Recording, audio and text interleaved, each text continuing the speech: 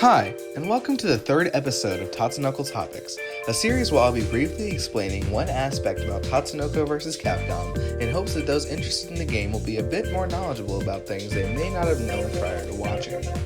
This week, our topic is Megacrash. But for the sake of scripting, I'm gonna tell you now I'll be referring to this mechanic as Burst. To perform a burst, you have to meet two conditions first. 1, you can't be getting hit by a super. 2, you have to have 2 meter. Once both of these requirements are met, to actually execute a burst, you just press every single button on the controller, just like when you were a little kid playing Street Fighter 2. By every button, I obviously don't mean mash the hell out of your buttons.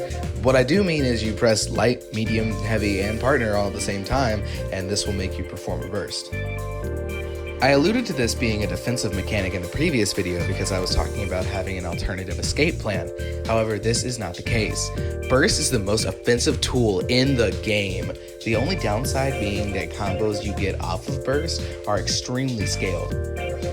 I'm just kidding, please never use this as an offensive tool ever. You do get combos off of some bursts, mostly in the corner, but Burst's main purpose is to break you out of combos, with you getting a hit off of it being a nice touch. Since Burst consumes 2 meter, you don't want to always fling it out the moment that you can. You want to hold on to it in some instances, especially if your character relies on meter, like Gatterman 2. I can't describe every situation you're going to want to burst and when you won't want to. That will vary heavily on your playstyle and team. My best advice is to go watch people who play your characters and pay attention to when they're bursting.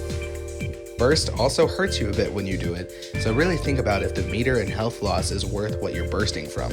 You don't want to burst a 3-hit combo if it's going to do less damage than your burst will do to yourself. Finally, burst can be baited, either with select moves. Big confirm. Ooh! Ah! Was that gonna punish? Oh my Burst god, bait! it does! Or just baroquing and blocking.